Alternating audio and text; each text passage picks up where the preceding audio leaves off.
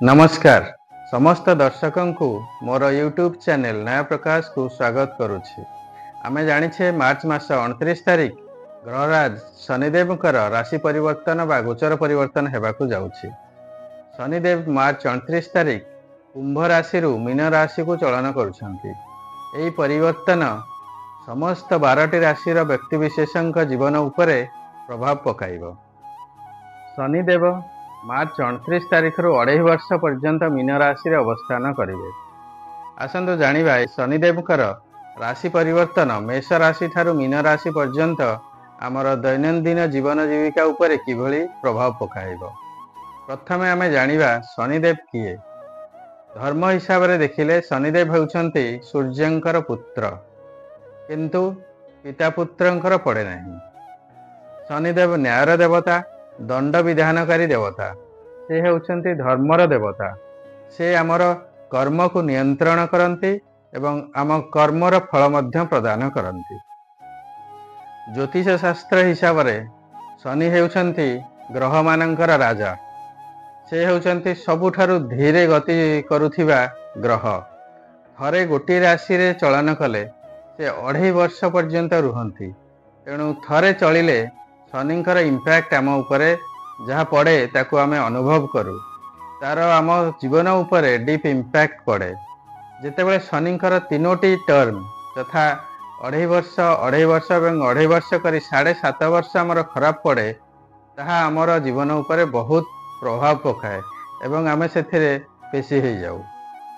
मात्र शनि तांको खराब गोचर रे जेतिक कष्ट दियंती, भल गोचर रे ताठारु बहुत अधिका शुभ फल मध्य देई थांती। कहा जाए शनि 7.5 रे जदि राजा को भिकारी कर दे पारंती, तो शनि भल समय रे से भिकारी को मध्य राजा कर दे पारंती।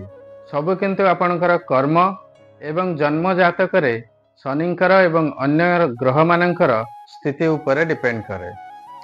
जदि जन्म जातक रे शनि खराब स्थिति रे थिबे एवं गोचर रे मध्य खराब राशि रे अवस्थान करिवे, तेबे शनि बहुत खराब फल प्रदान करथांती। शनिंकर खराब फल यथा अजथा खर्च, शरीर पीड़ा, अपमान, करज, धनहानि, मानहानि, कार्य विलंब, चाकरी हराइबे, शत्रु वृद्धि हेबे, भाई भगारी हेबे, बंधु शत्रु हेबे एवं दरिद्र अर्थनाश हेबो। आसंतु जानिबा एही शनिंकर गोचर परिवर्तन विभिन्न राशि व्यक्ति विशेषों उपरे किभली प्रभाव पकाइब। मेष राशि। मेष राशि यह होउछि द्वादश शनि। शनिंकर 7.5 आरंभ, अर्थात द्वादश शनि 2.5 वर्ष, जन्म शनि 2.5 वर्ष एवं द्वितीय शनि 2.5 वर्ष, एहीपरि 7.5 वर्ष शनि खराब रहिबे। कहा जाए शनिंकर 7.5 प्रथम 2.5 वर्ष शनि मस्तिष्क रे अवस्थान करंती, द्वितीय 2.5 वर्ष उदर रे अवस्थान करंती एवं तृतीय 2.5 वर्ष पादरे अवस्थान करंती। अर्थात शनिंकर प्रथम 2.5 वर्ष होइथिबारु यह आपनको मनस्ताप, अपमान, दुख, द्वंद्व एवं अर्थहानि इत्यादि प्रभाव पकाइब। एही भिडियोटी आपण स्किप न करी शेष पर्यंत देखंतु। एथिरे आमे शनिंकर प्रभावर मात्रा केते एवं एहार प्रतिकार कौन ए विषय आमे आलोचना करिबा। आसंतु देखिबा द्वितीय राशि बा वृष राशि। शनि एकादश शनि अति शुभ फल प्रदान करंती। राजतुल्य सम्मान मिले, धनधान्य प्राप्ति हुए, उत्तरोत्तर उन्नति हुए, अत्यंत शुभ समय। मिथुन राशि। दशम शनि मध्य बहुत भल। आपणकर शनिंकर 7.5 चलीथिला, जोटा कि सरिला। वर्तमान आपणकर भल समय आसीची। रोग नाश हेबो, अर्थाभाव नाश हेबो, चाकरी रे उन्नति हेबो, बंधु मानक सहित संपर्क भल हेबो, भाई भौणी मानक सहित संपर्क भल हेबो। बहुत भल समय आसीची। कर्कट राशि। नवम शनि। शनिंकर 7.5 शेष 2.5 वर्ष शनि आपणकर पाद देश अवस्थान करुछंती। तेणु आपण को वृथा भ्रमण कराइबे, आपण को ओभर कॉन्फिडेंट कराई वृथा कार्य कराइबे एवं अर्थ एवं समय बर्बाद आपण करिवे। बहुत दौड़ा दौड़ी करी आपण हैरान हेबे एवं विभिन्न समस्यार ଆପଣ ଫସିବେ। ସିଂହ ରାଶି ଅଷ୍ଟମ ଶନି। ଅଷ୍ଟମ ଶନି ହେଉଛି ଆପଣଙ୍କର 7.5ର ଦ୍ୱିତୀୟ ଅଢ଼େଇ ବର୍ଷ। ଦ୍ୱିତୀୟ ଅଢ଼େଇ ବର୍ଷରେ ଶନି ସାଧାରଣତଃ ଉଦରରେ ଅବସ୍ଥାନ କରିଥାନ୍ତି। ତେଣୁକରି ଆପଣଙ୍କର ଏହି ଅଢ଼େଇ ବର୍ଷ ଶରୀର ପୀଡ଼ା, ସ୍ୱାସ୍ଥ୍ୟ ହାନି, ରୋଗ ବୈରାଗରେ ପେଶୀ ହେବେ ଏବଂ ଅର୍ଥ ବ୍ୟୟ କରିବେ। ତାପରେ ଆସନ୍ତୁ ଜାଣିବା କନ୍ୟା ରାଶି। କନ୍ୟା ରାଶିର ହେଲା ସପ୍ତମ ଶନି। ସପ୍ତମ ଶନି 7.5ର ଆରମ୍ଭ ବା ପ୍ରଥମ ଅଢ଼େଇ ବର୍ଷ। ଏହି ସମୟରେ ଶନି ଆପଣଙ୍କର ମସ୍ତିଷ୍କରେ ଅବସ୍ଥାନ କରୁଛନ୍ତି। ତେଣୁ ନିନ୍ଦା, ଅପମାନ, ଅପବାଦ, ଅନିଷ୍ଟ, ବିଭିନ୍ନ କାର୍ଯ୍ୟରେ ବିଳମ୍ବ, ନିଜ ଲୋକମାନେ ଆପଣଙ୍କୁ ଧୋକା ଦେବେ ଏବଂ କାର୍ଯ୍ୟହାନି ହେବ। ଏହା ହେଉଛି କନ୍ୟା ରାଶିର ଏହି ଅଢ଼େଇ ବର୍ଷର ଫଳ। ତୁଳା ରାଶି ଷଷ୍ଠ ଶନି। ଷଷ୍ଠ ଶନି ବହୁତ ଶୁଭ ଅଟେ। ଆପଣଙ୍କର ଶୁଭ ସମୟ ଆରମ୍ଭ ହେଉଛି। ଆପଣଙ୍କର ସ୍ୱାସ୍ଥ୍ୟ, ଶିକ୍ଷା, ଫାଇନାନ୍ସିଆଲ କ୍ଷେତ୍ରରେ ବହୁତ ସଫଳତା ଆପଣ ଅର୍ଜନ କରିବେ। ଷଷ୍ଠ ଶନି ସାଧାରଣତଃ ଅର୍ଥ ଲାଭ କରାଇଥାନ୍ତି ଏବଂ ଶତ୍ରୁ ଉପରେ ବିଜୟ ପ୍ରାପ୍ତି କରାଇଥାନ୍ତି। ଆସନ୍ତୁ ଜାଣିବା ବିଛା ରାଶି ବିଷୟରେ। ବିଛା ରାଶିର ଏହା ହେଉଛି ପଞ୍ଚମ ଶନି। ଏହା ଅଶୁଭ ଚଳନ ଅଟେ। ଏଥିରେ ଆପଣଙ୍କର ଅର୍ଥହାନି ହେବ, କାର୍ଯ୍ୟନାଶ ହେବ, କାର୍ଯ୍ୟରେ ଅତ୍ୟନ୍ତ ବିଳମ୍ବ ହେବ, କରଜ ଏବଂ ମାନି ମକଦ୍ଦମାରେ ପେଶୀ ହେବେ, ଲୋନ୍ କରିବେ, ବିଜନେସରେ ଆପଣଙ୍କର ଫାଇନାନ୍ସିଆଲ ଲସ୍ ହେବ ଇତ୍ୟାଦି ପଞ୍ଚମ ଶନିର ଅଶୁଭ ଫଳ ଅଟେ। ଧନୁ ରାଶି ଚତୁର୍ଥ ଶନି। ଏହା ଏକ ଅଶୁଭ ଚଳନ ଅଟେ। ବନ୍ଧୁବାଦୀ, ନିଜ ଭାଇ, ବନ୍ଧୁ, ସାଙ୍ଗ, ସହକର୍ମୀ ଏମାନେ ଆପଣଙ୍କ ସହିତ ଶତ୍ରୁତା କରିବେ। ନିଜ ବଚନରେ କଣ୍ଟ୍ରୋଲ ରଖନ୍ତୁ। ନିଜ ସିକ୍ରେଟ କାହା ସହିତ ସେୟାର କରନ୍ତୁ ନାହିଁ ବା କାହା ସହିତ ଝଗଡ଼ା ମଧ୍ୟ କରନ୍ତୁ ନାହିଁ। ମକର ରାଶି। ମକର ରାଶିର ଏହା ହେଉଛି ତୃତୀୟ ଶନି। ତୃତୀୟ ଶନି ଶୁଭ ଶନି ଅଟେ। ଆପଣଙ୍କର ବହୁତ ଶୁଭ ସମୟ ଆସୁଛି। ଆପଣଙ୍କର କ୍ୟାରିୟର, ବିଜନେସ୍, ଏଜୁକେସନ୍, ଫ୍ୟାମିଲି ଏବଂ ରିଲେସନସିପ୍ରେ ଆପଣଙ୍କର ବହୁତ ଭଲ ସମୟ ଆସିବ। ବହୁତ ଭଲ ଅର୍ଥ ମଧ୍ୟ ଆପଣ ଉପାର୍ଜନ କରିବେ। କୁମ୍ଭ ରାଶି ଦ୍ୱିତୀୟ ଶନି। ଶନି 7.5ର ଏହା ହେଉଛି ଶେଷ ଅଢ଼େଇ ବର୍ଷ। ଏଥିରେ ଆପଣ ବୃଥା ଭ୍ରମଣ କରିବେ। ଯେହେତୁ ଶନି ଆପଣଙ୍କର ପାଦ ଦେଶରେ ଅବସ୍ଥାନ କରୁଛନ୍ତି, ବୃଥା ଭ୍ରମଣ କରାଇବେ। ଆପଣ ଓଭର କନଫିଡେନ୍ସ ହୋଇ ବୃଥା କାର୍ଯ୍ୟରେ ଅର୍ଥହାନି କରିବେ ଏବଂ ସମୟ ବର୍ବାଦ କରିବେ। ମୀନ ରାଶି ଜନ୍ମ ଶନି। ଶନି ମୀନ ରାଶିରେ ଚଳନ କରିଛନ୍ତି। ଆପଣଙ୍କର 7.5ର ଦ୍ୱିତୀୟ ଅଢ଼େଇ ବର୍ଷ। ଦ୍ୱିତୀୟ ଅଢ଼େଇ ବର୍ଷରେ ଶନି ସାଧାରଣତଃ ଉଦରରେ ଅବସ୍ଥାନ କରିଥାନ୍ତି। ତେଣୁକରି ଆପଣଙ୍କର ଏହି ଅଢ଼େଇ ବର୍ଷ ଶରୀର ପୀଡ଼ା, ସ୍ୱାସ୍ଥ୍ୟ ହାନି, ରୋଗ ବୈରାଗରେ ପେଶୀ ହେବେ ଏବଂ ଅର୍ଥ ବ୍ୟୟ କରିବେ। ଏହା ଥିଲା 12ଟି ରାଶିଙ୍କର ଉପରେ ଶନିଙ୍କର ଗୋଚର ହିସାବରେ ଫଳ।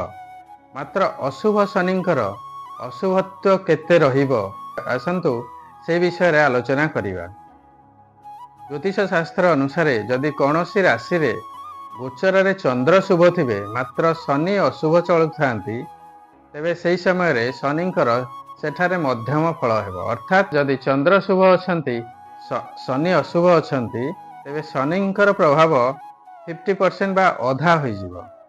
ଆହୁରି ମଧ୍ୟ ଯଦି ଆପଣଙ୍କର ଜନ୍ମ ଜାତକରେ ଲଗ୍ନରୁ ଶନି ଭଲ ଭାବରେ ଥାଆନ୍ତି, ତେବେ ମଧ୍ୟ ଆପଣଙ୍କୁ ଭଲ ଫଳ ମିଳିବ।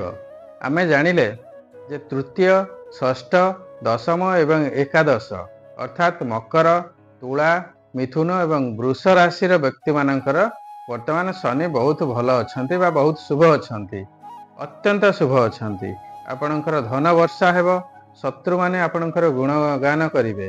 ମାତ୍ର ଆମେ ଜାଣିବା ଉଚିତ ଯେ ଆପଣଙ୍କର ଜାତକରେ ଯଦି ଶନିଙ୍କର ସ୍ଥିତି ଭଲ ନାହିଁ ବା ଶନି ଭଲ ଭାବରେ ନାହାନ୍ତି, ତାହେଲେ ମଧ୍ୟ ଆପଣଙ୍କୁ ଏତେ ଭଲ ଫଳ ମିଳିବ ନାହିଁ। ତେଣୁ ମୁଁ ଆପଣଙ୍କୁ ଉପଦେଶ ଦେବି ବା ଅନୁରୋଧ କରିବି, ଆପଣ ଆପଣଙ୍କର ଜାତକର ଆନାଲିସିସ୍ କରାନ୍ତୁ, ମହାଦଶା ଆନାଲିସିସ୍ କରନ୍ତୁ ଏବଂ ପ୍ରତିକାର ମଧ୍ୟ କରାନ୍ତୁ, ଯାହାଦ୍ୱାରା ଆପଣ ଏହି ଶନିଙ୍କର ଶୁଭ ଚଳନର ମ୍ୟାକ୍ସିମମ୍ ଲାଭ ଉଠାଇ ପାରିବେ। କର୍କଟ, କନ୍ୟା, ବିଛା, କୁମ୍ଭ ଏବଂ ମୀନ ରାଶି ଏହି 5ଟି ରାଶିଙ୍କର ଚନ୍ଦ୍ର ଶୁଭ ଥିବାରୁ ମାତ୍ର ଗୋଚରରେ ଶନି ଅଶୁଭ ଥିବାରୁ ଏମାନଙ୍କୁ ଶନିଙ୍କର ମଧ୍ୟମ ଫଳ ପ୍ରାପ୍ତି ହେବ।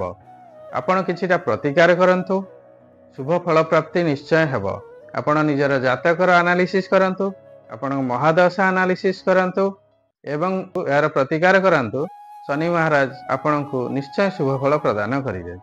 ମୁଁ ଏଇଠି କହିଦେବାକୁ ଚାହେଁ, ଆପଣ ଏହି ଭିଡ଼ିଓଟି ଲାଷ୍ଟ ପର୍ଯ୍ୟନ୍ତ ଦେଖନ୍ତୁ। ଏଥିରେ କ'ଣ ପ୍ରତିକାର କରାଯିବ ସେ ବିଷୟରେ ମଧ୍ୟ ଆମେ ଆଲୋଚନା କରିବା। ବାକି ରହିଲେ 3ଟି ରାଶି, ମେଷ ରାଶି, ସିଂହ ରାଶି ଏବଂ ଧନୁ ରାଶି। ଏହି 3ଟି ରାଶିଙ୍କର ଶନି ମଧ୍ୟ ଅଶୁଭ, ଚନ୍ଦ୍ର ମଧ୍ୟ ଅଶୁଭ। ଆପଣମାନେ ନିଶ୍ଚୟ ଆପଣଙ୍କର ଜାତକର ଆନାଲିସିସ୍ କରାନ୍ତୁ, ମହାଦଶା ଆନାଲିସିସ୍ କରାନ୍ତୁ ଏବଂ ପ୍ରତିକାର କରନ୍ତୁ। ଶନି ମହାରାଜଙ୍କର ଅଶୁଭତ୍ୱ ନିଶ୍ଚୟ କିଛିଟା କମିବ।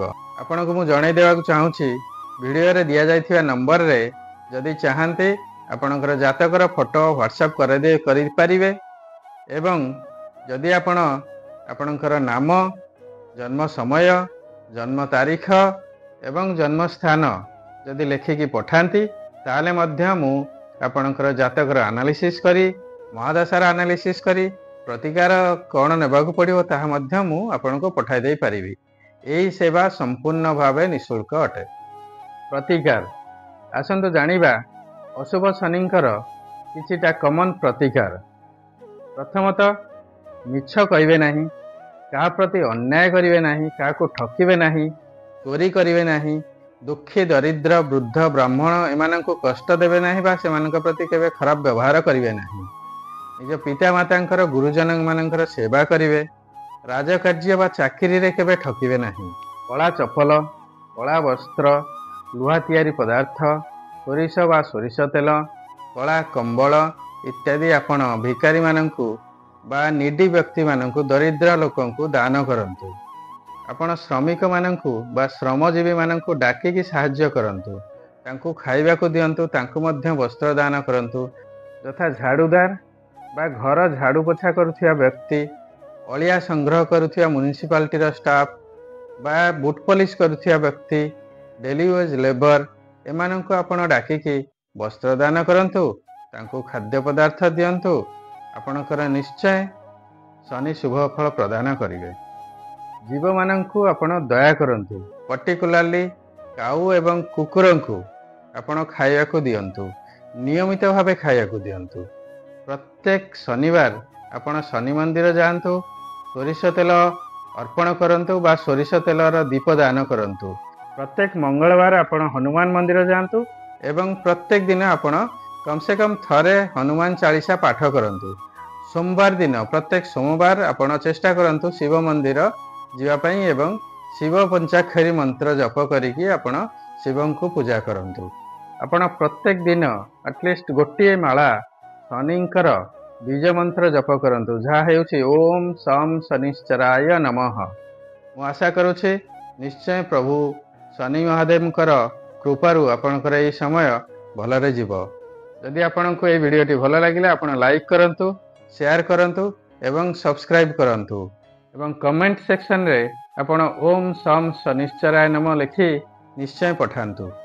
ପୁଣି ଥରେ ମୁଁ ଆପଣଙ୍କୁ ଜଣାଇ ଦେବାକୁ ଚାହୁଁଛି, ଆପଣ ଯଦି ଆପଣଙ୍କର ଜାତକର ଆନାଲିସିସ୍ କରିବାକୁ ଚାହାନ୍ତି ବା ମହାଦଶା ଆନାଲିସିସ୍ କରିବାକୁ ଚାହାନ୍ତି, ତାହେଲେ ଆପଣ ଭିଡ଼ିଓରେ ଦିଆଯାଇଥିବା ନମ୍ବରରେ ହ୍ୱାଟ୍ସଆପ୍ କରନ୍ତୁ।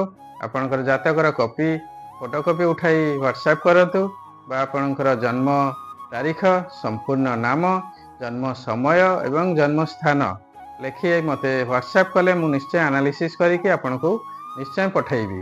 ଦୟାକରି କଲ୍ କରିବେ ନାହିଁ। ସମସ୍ତଙ୍କର ମୁଁ ଜାତକର ଆନାଲିସିସ୍ କରି ମୁଁ ନିଶ୍ଚୟ ପଠାଇବି, ମାତ୍ର ଟିକେ ସମୟ ଲାଗିବ। ଏହି ସେବା ସମ୍ପୂର୍ଣ୍ଣ ଭାବେ ନିଃଶୁଳ୍କ ଅଟେ। ସର୍ବେ ଭବନ୍ତୁ ସୁଖିନଃ, ସର୍ବେ ସନ୍ତୁ ନିରାମୟା, ସର୍ବେ ଭଦ୍ରାଣି ପଶ୍ୟନ୍ତୁ, ମା କଶ୍ଚିତ୍ ଦୁଃଖଭାଗ୍ ଭବେତ୍। ଧନ୍ୟବାଦ।